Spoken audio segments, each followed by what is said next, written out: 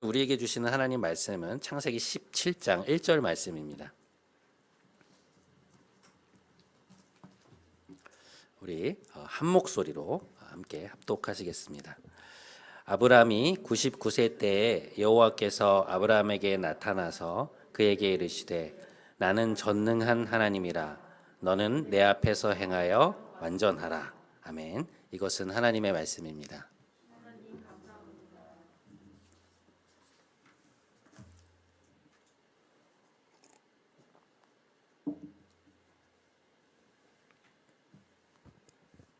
지난 시간 우리는 하갈을 만나시는 하나님의 이야기에 대해서 함께 살펴보았습니다. 하나님은 장막을 떠나서 헤매이고 있던 하갈을 만나주시고 내가 너의 고통을 들었고 너를 살피고 있으니 네가 있던 곳으로 돌아가라고 말씀하셨죠. 자기를 살피고 계셨던 하나님을 직접 만나게 된 그 감격을 안고 하갈은 다시금 왔던 길을 이제 되돌아가게 됩니다. 그리고는 이제 아브라함의 장막에서 이스마엘을 낳게 되는데요. 오늘 본문은 그로부터 13년이 지난 뒤에 아브라함이 99세 때에 일어난 일입니다. 그가 가나안에 온 지 25년째 되던 해인데요. 하나님이 아주 상당히 무게감 있는 말씀으로 첫 마디를 시작하십니다. 오늘 본문 1절의 말씀 저희가 한번 함께 읽겠습니다. 시작. 아브라함이 99세 때에 여호와께서 아브라함에게 나타나서 그에게 이르시되 나는 전능한 하나님이라 너는 내 앞에서 행하여 완전하라. 자, 이 첫 말씀부터 벌써 심상치가 않죠. 나는 전능한 하나님이다. 너는 내 앞에서 행하여 완전하라. 이렇게 말씀하십니다. 이 내 앞에서 행하여 완전하라는 말씀을 원어로 보면 이것은 실제로는 두 문장이에요. 첫 번째, 내 앞에서 걸어라. 내 앞에서 살아가라는 말씀입니다. 종교개혁자들이 말했던 코람데오의 삶, 그러니까 하나님 앞에서의 삶을 말씀하는 것이죠. 두 번째 문장은 완전하라, 온전하라는 말입니다. 이제 영어로 보면 blameless, 그러니까 비난받을 것이 없는 삶을 살아라라는 뜻인데요. 근데 이게 도덕적으로 어떤 완벽한 삶을 살라는 말씀보다는 그 말씀의 뉘앙스로 들어가 보면 하나님을 전심으로 사랑하면서 그분을 온전히 따르는 삶을 살라는 뜻이에요. 그러니까 우리의 삶을 가장 복된 길로 인도하시는 하나님의 입에서 나오는 말씀을 소중히 여기면서 그것을 전심으로 따르는 삶을 살라는 그런 의미인 것이죠. 신명기 6장에 보면 우리가 흔히 쉐마라고 부르는 이제 구약의 정신을 관통하고 있는 말씀이 하나 나옵니다. 이스라엘 백성의 삶을 규정했던 말씀인데요. 이제 이렇게 되어 있습니다. 이스라엘아 들으라. 우리 하나님 여호와는 오직 유일한 여호와시니 너는 마음을 다하고 뜻을 다하고 힘을 다하여 내 하나님 여호와를 사랑하라. 오늘 내가 내게 명하는 이 말씀을 너는 마음에 새기고 자녀에게 부지런히 가르치며 집에 앉았을 때든 길을 갈 때든 누워있을 때든 일어날 때든 이 말씀을 강론할 것이며 그것을 내 손목에 메어 기호로 삼고. 무슨 말씀입니까? 하나님을 너의 삶의 중심에 두고 그분이 너에게 하시는 말씀에 귀를 기울이며 지극한 정성으로 그 말씀을 따라서 살라는 말씀이죠. 하나님은 여호수아가 모세의 뒤를 이어서 이스라엘의 지도자가 되었을 때 이것과 똑같은 맥락의 말씀을 하십니다. 이렇게 말씀하세요. 오직 강하고 극히 담대하여 내 종 모세가 내게 명령한 그 율법을 다 지켜 행하고 우로나 좌로나 치우치지 말라. 율법책을 내 입에서 떠나지 말게 하며 주야로 그것을 묵상하여 그 안에 기록된 대로 다 지켜 행하라. 그리하면 내 길이 평탄하게 될 것이다. 모세의 뒤를 이어서 출애굽 백성의 지도자가 된 여호수아에게 하나님이 첫 번째 하시는 말씀, 가장 먼저 하시는 말씀은 무엇이었느냐? 율법책을 내 입에서 떠나지 말게 해라. 내 말을 너의 마음에 담고 좌로나 우로나 치우치지 말고 그것을 전심으로 따라가라. 하나님 이렇게 말씀하세요. 그것을 여호수아 1장에서 거듭 당부하고 계십니다. 그런데 바로 그것이 오늘 하나님이 아브라함에게 너는 내 앞에서 행하여 완전하라고 하신 그 말씀의 뜻이에요. 자, 그렇다면 하나님은 왜 99세나 된 아브라함에게 이런 말씀을 하시는 것일까? 그것은 오늘 본문 앞에 나와 있는 아브라함의 행동을 살펴보면 우리가 알 수 있습니다. 여러분, 오늘 본문이 17장이잖아요. 오늘 본문의 앞에 장인 창세기 15장에서 무슨 일이 있었습니까? 자신에게 후사가 없어서 자기 종이 후계자가 될 것이라고만 하소연하는 아브라함에게 하나님이 하늘의 별을 보여주시잖아요. 그러면서 너의 자손이 이와 같을 것이라고 말씀하지 않았습니까?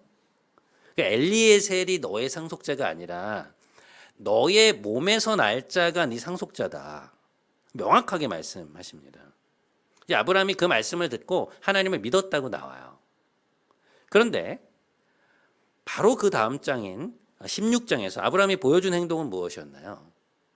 그러니까 그 말씀을 마음에 담고 그것을 막 끝까지 붙드는 것이 아니라 조급한 마음에 사례가 아닌 하갈을 통해서 후사를 얻으려는 시도를 하게 되죠. 그러니까 자신이 머물고 있던 말씀의 자리에서 이탈해 버린 것입니다. 이게 얼핏 보기에는 뭐 그럴 수도 있지 않나 싶거든요. 하나님 말씀하셨는데 응답이 없으니까 뭐 그럴 수도 있지 하고 넘어가고 싶은데요. 근데 오늘 본문 1절 말씀, 나는 전능한 하나님이다. 너는 내 앞에서 행하여 온전하라. 이 하나님의 이 말씀을 들으면 이게 그렇게 가벼운 사안이 아니었다는 걸 알 수 있어요.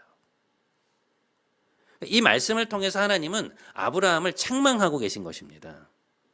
그러니까 하나님 말씀을 들었음에도 불구하고 거기에 머물러 있지 않고 그러니까 쉽게 다른 길로 행했던 그의 경솔함에 대한 책망의 말씀이에요. 네가 왜 내 말을 소중히 여겨서 성심으로 그걸 지키지 않고 다른 길로 갔느냐. 그 얘기를 하시는 것이죠. 제가 지난주에는 이 부분을 좀 자세히 다루지 않았는데요. 여러분 창세기 16장에 나오는 아브라함의 모습은 창세기 3장에 나오는 아담의 모습하고 굉장히 닮아 있습니다. 거기 보면 하와가 하나님 말씀을 자꾸만 이렇게 조금씩 비틀고 왜곡하는 이 뱀의 이야기를 들으면서 마음이 흔들리거든요. 그러니까 선악을 알게 하는 나무의 열매는 절대로 먹으면 안 된다고 하셨는데 괜찮다고. 그거 그냥 과장해서 말씀하신 거로 자꾸만 그 말을 왜곡시키는 뱀의 이야기를 들으면서 하와가 머물고 있었던 말씀의 자리를 이탈하게 돼요. 결국 그 나무의 열매를 따먹고 그것을 아담에게도 주죠. 이제 그 장면이 이렇게 되어 있습니다. 여자가 그 나무를 본즉 먹음직도 하고 보암직도 하고 지혜롭게 할 만큼 탐스럽기도 한지라. 여자가 그 열매를 따먹고 자기와 함께 있는 남편에게도 주매 그도 먹은지라. 자, 여기서 흥미로운 것이 이 남편이라는 단어를 앞에서 수식하고 있는 어구인데요. 여러분 뭐라고 되어 있습니까? 자기와 함께 있는. 그러니까 자기와 함께 있었던 남편에게 주었다라고 되어 있죠. 이게 무슨 말입니까? 아담이 그 자리에 있었다는 거예요. 그러니까 하와가 뱀과 대화를 나눌 때 아담이 거기 없었는데 나중에 와서 그녀가 건네준 열매를 먹은 것이 아니고요. 그 자리에 있었습니다. 대화를 다 듣고 있었던 거예요. 대단히 당황스러운 지점입니다. 그러니까 선악과를 먹지 말라는 하나님 말씀을 하와에게 전해준 것은 아담이었거든요. 그러니까 창세기 2장에 보면 이 화면을 보시면 하와가 창조되기 전에 하나님이 화면에 이 말씀을 아담에게 하세요. 근데 여러분 말씀 보시면 알겠지만 이게 허투루 하시는 말씀이 아니고요. 말의 어조가 상당히 강합니다. 그러니까 동산에 있는 모든 나무의 열매는 원하는 대로 먹어라. 하지만 선악을 알게 하는 나무의 열매는 먹지 마. 네가 먹는 날에는 반드시 죽을 것이다. 그러니까 부모가 어린 자녀들에게 신호등이 빨간불일 때는 절대로 건너면 안 돼. 알았지? 절대로 안 돼. 라고 말하는 것처럼 하나님이 아담에게 아주 단호하게 말씀하신 거거든요. 그러니까 다른 여지를 주지 않으셨어요. 먹으면 반드시 죽을 것이다. 이렇게 말씀하십니다. 아담이 하나님의 그 어조를 모를 리 없었겠죠. 그런데 지금 그가 어떻게 하고 있는 것입니까? 분명 그 말씀을 들었는데 그것을 마음에 소중히 담아두고 이건 내가 반드시 지킬 거야 이런 마음이 없으니까 어떻게 된 것입니까? 하와의 제안, 아내의 제안을 듣고서는 그 말씀을 언제 들었냐는 듯 그 말씀의 자리를 떠나버리고 있는 거예요. 그 변명의 여지가 없는 상황이죠. 아브라함도 다를 바 없었습니다. 분명히 하나님의 말씀을 들었음에도 불구하고 그가 전심으로 그걸 붙들지 않고 있으니 어떻게 되는 거예요? 말씀이 자꾸만 자기 안에서 희미해진 것입니다. 하나님이 오늘 본문의 첫 마디를 나는 전능한 하나님이다. 너는 내 앞에서 행하여 완전하라. 이게 탁 치고 들어오시는 이 뉘앙스가 뭐냐면 그 하나님을 믿지 못하고 말씀의 길에서 벗어난 아브라함에 대한 책망의 말씀이에요. 네가 왜 내 말을 소중히 여기지 않고 그 자리를 떠났냐는 것이죠. 이 말씀이 견책의 뉘앙스를 갖고 있다는 것을 우리가 또 어떻게 알 수 있냐면요. 하나님이 아브라함에게 나타나신 때가 그가 99세 때라고 나오잖아요. 이제 아브라함이 이스마엘을 86세에 얻었거든요. 그러니까 무려 13년 만에 메시지가 다시 들리고 있는 것입니다. 그러니까 하나님이 그 이전까지 메시지를 하나도 주시지 않았느냐? 그건 알 수 없어요. 하지만 분명한 것은 뭐냐? 창세기 12장부터 16장까지가 11년 동안에 걸쳐서 일어난 일이거든요. 굉장히 굵직굵직한 많은 사건들이 있었습니다. 그런데 그 이후 이 13년 동안이 공백기로 남아있는 거예요. 16장에서 17장으로 바로 넘어갑니다. 그 의미가 무엇이겠느냐? 하나님이 아브라함의 그 결정을 얼마나 무겁게 생각했는지를 하셨는지를 가늠해 볼 수 있는 대목이에요. 여러분, 우리는 때로 하나님의 말씀대로 살지 못하는 것을 쉽게 생각할 때가 있습니다. 뭐 사람이 그럴 수 있지. 뭐 살다 보면 그럴 수 있는 거 아닌가. 그리고 우리가 말씀에서 이탈한 것이 우리 삶에 그렇게 큰 영향을 미친다고 생각하지 않을 때가 많아요. 하지만 여러분, 오늘 아브라함의 모습을 보세요. 그가 자신에게 주셨던 말씀을 견고히 붙들지 않고 그 자리를 쉽게 떠남으로써 어떤 일이 생겼습니까? 그러니까 그에게 주셨던 마음을 전심으로 따르지 않고 그 길에서 쉽게 이탈함으로써 어떤 일이 발생했나요? 공동체가 깨졌어요. 아브람과 사레와 하갈, 그리고 사레와 하갈을 중심으로 이루어져 있던 주변의 관계들이 타격을 입었습니다. 사실 그동안 이 여종들 중에 탑리더십을 갖고 있었던 하갈과 주인인 사레와의 관계가 탄탄하고 좋았기 때문에 그 주변의 여성 공동체가 안정되어 있었거든요. 그런데 갑자기 하갈이 사레와 거의 동등한 지위로 올라가게 되고 또 임신을 하게 되면서부터 이 집안의 판도가 흔들리기 시작하는 거예요. 그러니까 둘을 중심으로 세력 싸움이 시작된 겁니다. 그것으로 인해서 그렇게도 탄탄하던 사레와 하갈의 관계, 그들과 얽혀 있었던 주변의 사람들, 무엇보다 견고한 신뢰로 묶여있던 아브람과 사레의 관계가 큰 타격을 받았어요. 여러분 생각해 보세요. 수십 년을 아주 견고한 배타적 관계 속에 있었던 아브람과 사레 사이에 하갈이 끼어들게 되었을 때 그것이 둘 사이에 아무런 영향도 끼치지 못했을까요? 아무리 하갈이 사레의 종이었다고 한들 엄연한 아브라함의 법적 부인이 되었고 아이까지 임신했는데 아브라함과 사레의 관계가 예전과 똑같을 수 있었겠습니까? 결코 그렇지 못했을 거예요. 그들은 그저 여종을 통해 후사를 갖는다는 생각으로 그 일을 추진했을지 모르지만 시간이 갈수록 그것은 그들 자신도 컨트롤할 수 없는 남녀 간의 문제로 그리고 집안의 권력 다툼 문제로 번져가게 된 것입니다. 그러니까 하갈을 자신들의 그 견고한 관계 안으로 끌어들여온 그들의 선택은 그 이후로 오랫동안 사레와 아브람 그리고 하갈의 삶을 힘들게 해요. 하나님 말씀을 따르지 않은 결과였습니다. 하나님이 아브라함을 책망하신 부분이 바로 그 부분이에요. 네가 왜 내 말을 소중히 여기지 않고 그 말을 전심으로 따르지 않았냐는 것입니다. 왜 내 말을 소홀히 여기고 네 마음대로 했냐는, 네 생각대로 했냐는 거예요. 그 결과가 너의 삶에 이렇게 나타나지 않았냐는 것이죠. 그가 그토록 바라던 후사는 얻었지만 무엇입니까? 상처뿐인 영광이라는 것이죠. 여러분, 아브라함이 창세기 16장에서 했던 실수 맞습니다. 그런데 그것은요, 우리도 삶에서 자주 하게 되는 실수예요.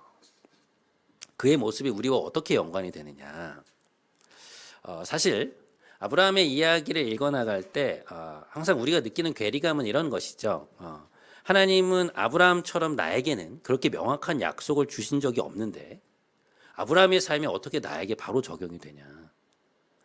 내가 고민하고 있는 문제에 대해서 하나님이 그렇게 명확히 말씀해 주셨다면 못 기다릴 게 뭐가 있냐. 그런 말씀이 없으니까 고민인 거지.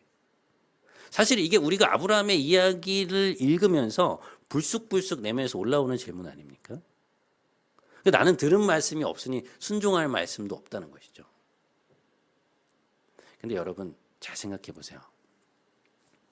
하나님이 정말 여러분에게 말씀하신 적이 단 한 번도 없으셨던가요? 제가 이 말을 이렇게 바꿔볼게요. 여러분이 그동안 설교를 듣는 가운데 여러분의 마음을 터치하고 움직였던 말씀이나 혹은 어떤 깨달음, 퍼뜩 다가온 생각들이 그동안 하나도 없으셨나요? 그러니까 말씀을 홀로 묵상하는 가운데 혹은 기도하는 가운데 그렇구나. 이제 그렇게 해야지.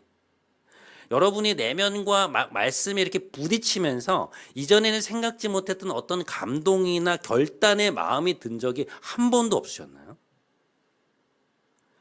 강도는 다를지언정 설교를 듣거나 말씀을 묵상하는 과정에서 또는 기도하는 가운데 분명히 여러분에게 다가온 어떤 마음이나 생각이 있었을 거예요. 있습니다, 여러분. 문제는 무엇이냐? 우리가 그 가치를, 그러니까 하나님이 우리에게 주시는 그 말씀의 가치를 소중히 여겨서 그 메시지를 마음속에 간직하려고 부단히 애쓰지 않았다는 것이죠.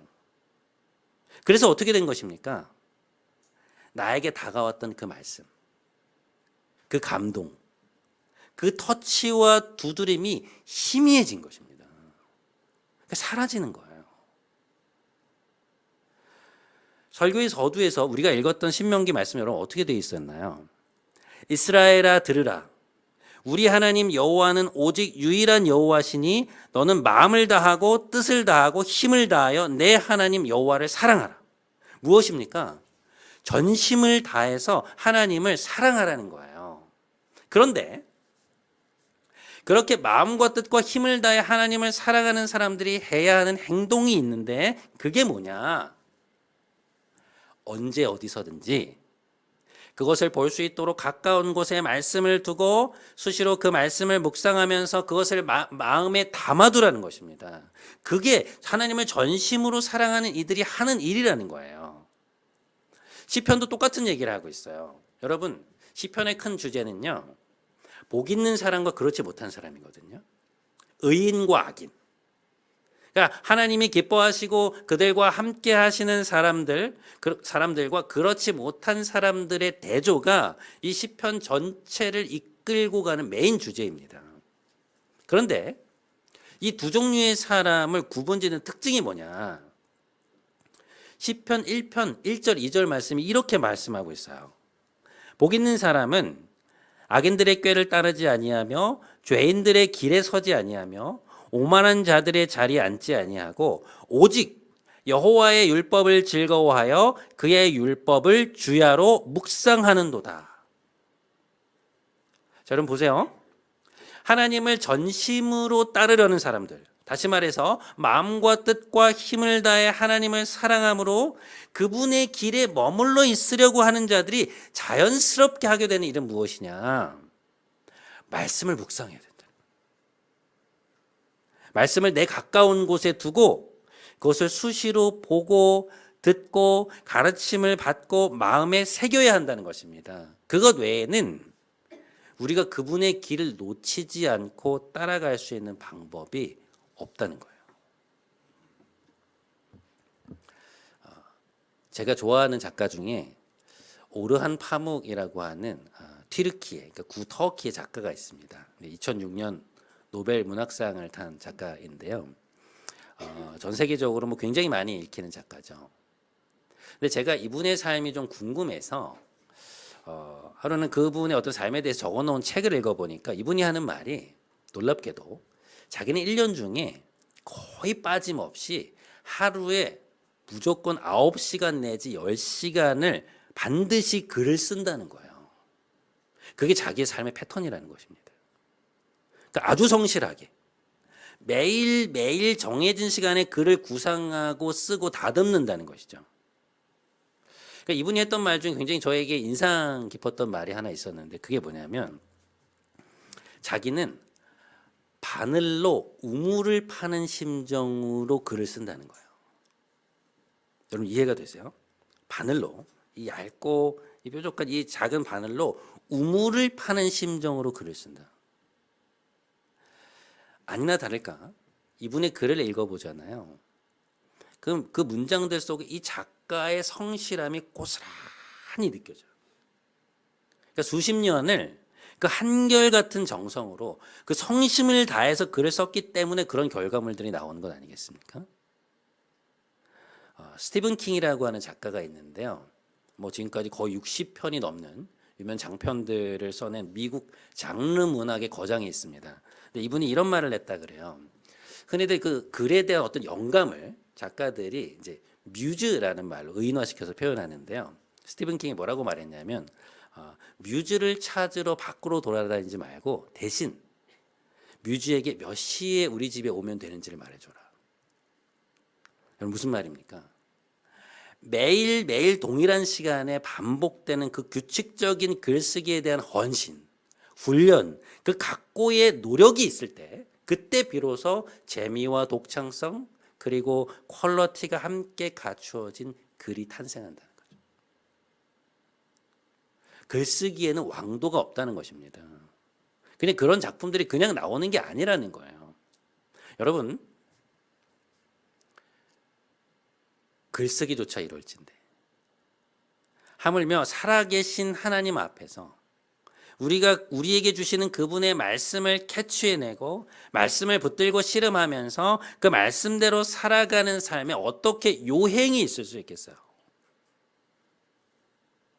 뭐 어떤 사람은 다른 사람보다 영적인 감각이 막 훨씬 뛰어나가지고 남들이 듣지 못하는 하나님의 음성을 막 듣고 막 하나님이 원하시는 것을 빨리빨리 캐치해내는 것입니까? 어떤 사람은 다른 사람보다 태어나기를 막 성품이 훨씬 좋고 인격이 훌륭해서 노력하지 않아도 하나님이 기뻐하시는 삶을 살 수 있는 건가요? 그렇지 않아요.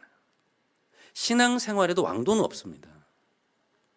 여러분 우리가 하나님이 우리에게 명하시는 그 말씀을 알아듣고 그 길에서 떠나지 않을 수 있는 유일한 방법은 무엇이냐? 그 말씀의 자리를 떠나서 죄인들의 길에 서지 않을 수 있는 유일한 방법은 무엇이냐? 마음과 뜻과 정성을 다해 하나님을 사랑하고 그분의 말씀을 우리 안에 담으려고 애쓰는 거예요. 여러분 지난주에 나에게 설교 시간에 나에게 와닿았던 말씀이 한 주가 지나고 나서 생각이 안 나는 것은요. 우리가 무슨 영적으로 문제가 있어서 그런 것이 아니라 너무나도 당연한 것입니다. 그 메시지가 나를 막 아주 크게 막 뒤흔들었던 것이 아닌 이상 그러니까 순간순간 마음에 올라왔던 생각들 깨달음들 그 터치들을 내가 그 이후에 다시 한번 묵상하면서 하나님이 나에게 주셨던 그 메시지를 포착하고 그것을 내 마음에 의도적으로 담아두려고 노력하지 않는 이상 어떻게 그것이 한 주간의 그 수많은 일상의 파도들을 견뎌내고 내 마음속에 남아있을 수 있겠어요? 그럼 그건 불가능해요. 그러니 하나님이 너무 소중해서 하나님이 나에게 너무 소중해서 그분의 말씀을 알아듣고 전심으로 그분을 따르려는 열망이 가득한 그리스도인들은 어떻게 할까요? 말씀을 들은 후에 내 마음이 움직였던 내 마음을 움직였던 그 지점을 기록해 놓는 것입니다. 주보에든지 노트에든지 아니면 핸드폰에든지 나에게 울림을 주었던 단어나 메시지 어떤 떠올랐던 생각이나 마음들을 적어놓고 집에 가서 다시 한번 보는 거예요. 소그룹 때 그것을 이야기해 보는 거예요. 왜 그 말씀이 나에게 다가왔는지, 왜 그런 생각들이 떠올랐는지, 그 말씀이 나에게 주었던 감동은 내 삶에 지금 어떤 부분과 연관이 되어 있는지 그걸 놓고 다시 한번 묵상하고 기도하잖아요. 그러면 희미하던 그 메시지가 명확하게 다가오기 시작합니다. 하나님 나에게 무슨 말씀을 하시려는지가 점점 명확하게 다가와져요. 그럼 그걸 정리해 놓고 주중에 자꾸만 그걸 들춰보면서 그 말씀을 내 마음에 담는 것입니다. 그래야만 하나님이 주시는 메시지를 캐치할 수 있고요. 그 말씀이 이 일상의 수많은 파도들 속에 휩쓸려 가지 않고 우리 마음에 남아있을 수 있다는 것을 지혜로운 그리스도인들은 경험으로 알아요. 여러분, 분명 마음 없지 않으실 거예요. 하나님의 음성을 듣고 싶은 마음, 말씀하시는 하나님 경험하고 싶은 마음, 들려온 말씀에 순종하고픈 마음이 왜 없으시겠어요? 여러분 다 갖고 계세요. 그런데 왜 안 되느냐? 그 마음이 충분치 않은 것입니다. 그러니까 희미하게 다가왔던 말씀이 나에게 명확해지고 그 메시지를 내 마음에 간직하려고 내가 시간을 내어서 헌신하도록 나를 움직일 만큼, 그것이 나를 움직여 갈 만큼 그만큼 하나님을 사랑하지는 않는 거예요. 하나님 좋아하고 말씀 듣는 것도 좋지만 전심을 다해 하나님 사랑하고 전심을 다해 그 말씀 붙잡고 살려는 그 정도의 마음은 아니라는 것입니다.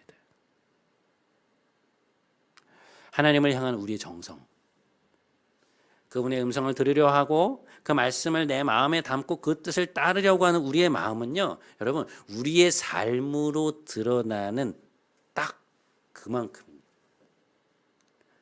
그거보다 더 클 수는 없어요. 목사님, 저는 마음은 많은데 잘 안 돼요. 여러분, 스스로를 속이는 것입니다. 그만큼 마음이 많지는 않은 거예요. 사랑하는 여러분, 하나님 얼마나 사랑하고 계세요? 전심으로 마음과 뜻과 힘을 다해 그분 사랑하고 계십니까? 그분이 나에게 무슨 말씀을 주시는지 알고 싶고 주일에 이 설교 시간이 기대가 되고 매일매일 하나님과 만나는 큐티 시간이 기다려지세요? 그 말씀을 성심을 다해 따르고 싶으십니까? 우리는 알잖아요, 우리의 마음을. 여러분의 마음을 삶으로 보여주십시오. 내가 얼만큼 하나님 말씀을 소중히 여기는가? 내가 얼만큼 그것을 내 마음에 담아두려 하는가? 한 주간 스스로의 삶을 잘 지켜보시고 돌이킬 것이 있다면 돌이켜 마음과 뜻과 힘을 다해 하나님 사랑하게 해달라고 간절히 하나님께 나아가는 여러분 모두가 되시기를 주님의 이름으로 간절히 축원드립니다. 우리 시간에 이 찬양했으면 좋겠는데요. 두 손 들고 라는 찬양입니다. 우리 조명 좀 꺼주세요. 네. 두 손 들고 찬양합니다. 다시 오실 왕. 오직 주님만이 나를 다스리. 주님만을 섬기겠습니다. 후렴구 이렇게 돼요. 나 주님만을 섬기리. 헛된 마음 버리고 성령이여 내 영혼 충만케 하여 주옵소서. 여러분, 오직 주님만이 우리를 다스리십니다. 성령님만이 우리를 충만케 하실 수 있습니다. 말씀만이 내 삶을 살릴 수 있습니다. 말씀만이 내 영혼을 살릴 수 있습니다. 우리 이 마음 가지고 함께 좀 찬양하며 나아가도록 하겠습니다. 두 손 들고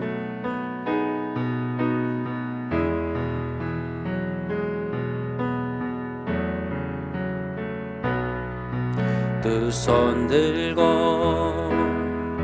찬양합니다. 다시 오실 왕 여호와께 오직 주만이 나를 다스리. 두 손 들고 찬양합니다. 두 손 들고 찬양합니다. 다시 오시라 여호와께 오직 주만이 나를 다스리. 나 주님만을 섬기리. 헛된 마음 버리고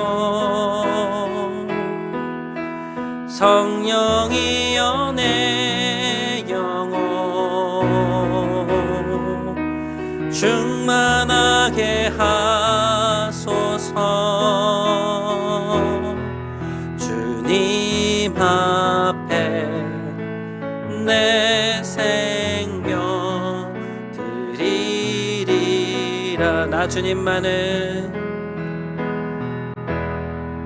나 주님만을 섬기리. 헛된 마음 버리고 성령이여 내 영혼 충만하게 하소서. 주님 앞에 내 생명 드리리라.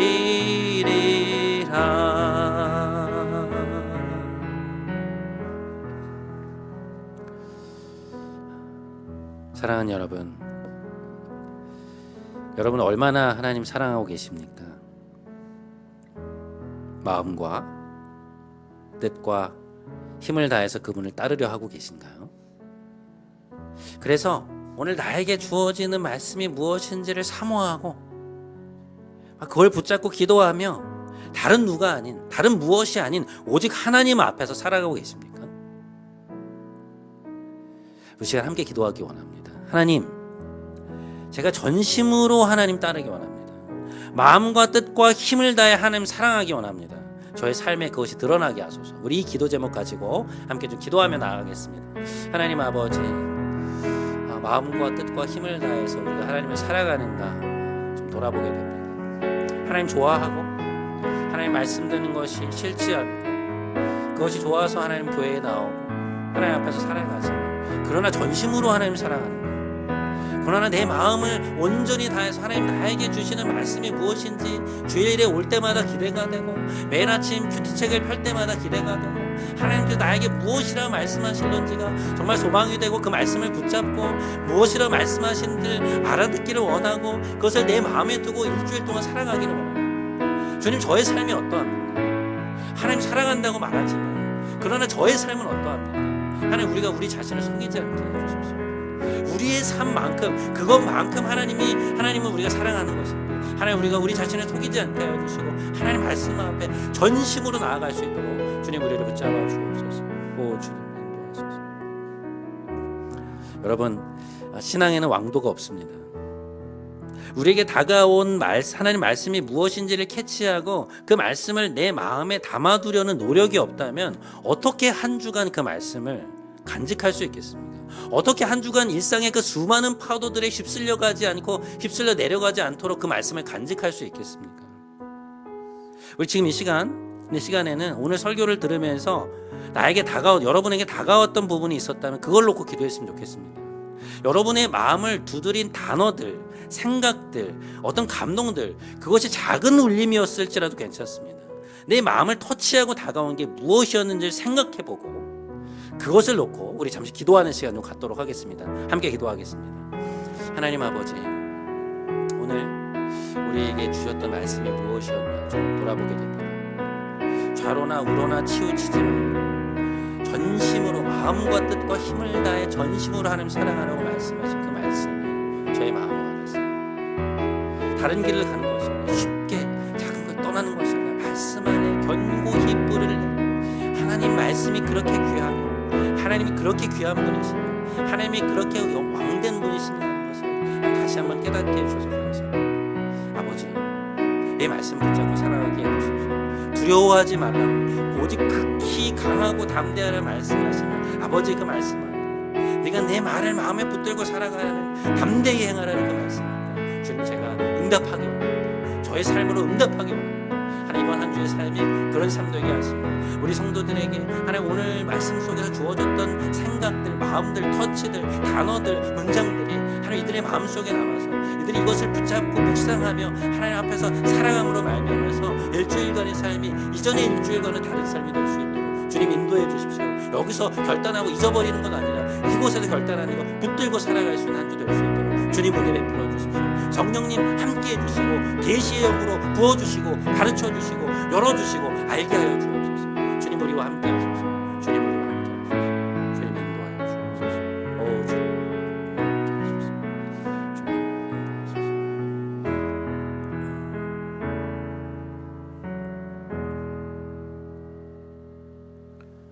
자비로우신 하나님, 오늘도 우리를 말씀으로 환대하신 하나님께 감사와 영광을 돌립니다. 오늘 예배를 통하여 우리 각자에게 주신 말씀들이 있을 줄 믿습니다. 크고 작은 감동들, 떠오른 생각들, 질문들, 울림들, 깨달음들, 한 주간 이것을 기록하고 돌아보고 묵상하며 하나님이 우리에게 주신 메시지가 무엇인지 깨닫게 하시고 그것을 우리의 것 삼게 하여 주옵소서. 그 말씀들이 우리의 길을 비추는 빛이 되게 하여 주옵소서. 존귀하신 예수님의 이름으로 기도드립니다. 아멘. 다 함께 우리 자리에서 일어나셔서 마지막 파송의 찬양하심으로 예배 마치겠습니다.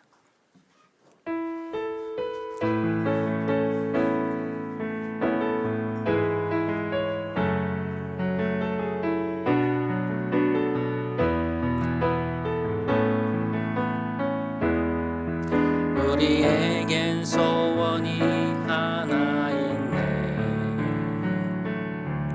주님 다시 오실 그날까지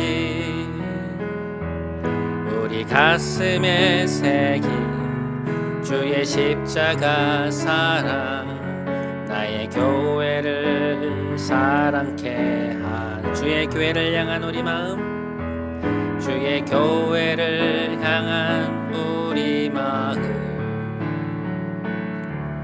희생과 포기와 가난과 고난, 하물며 죽음조차 우릴 막을 수 없네.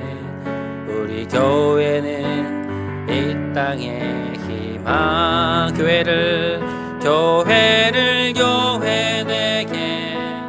예배되게 우릴 사용하소서. 진정한 부흥의 날 오늘 임하도록 우릴 사용하소. 교회를 교회되게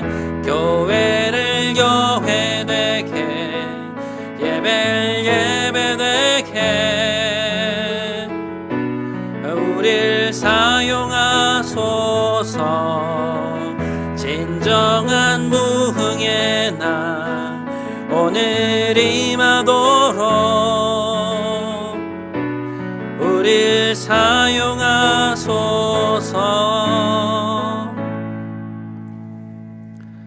이제는 우리 구주 예수 그리스도의 크신 은혜와 하나님 아버지의 놀라우신 사랑과 성령님의 감화 감동 인도하심이 마음과 뜻과 힘을 다해 하나님을 사랑함으로 우리에게 주신 말씀을 귀히 여기고 전심으로 그 말씀을 따라 살기로 결단하며 삶의 자료로 돌아가는 사랑하는 모든 성도들의 머리 위에, 애들의 가정, 자녀, 일터, 캠퍼스 위에 이제부터 영원토록 함께 하시기를 간절히 축원하옵나이다.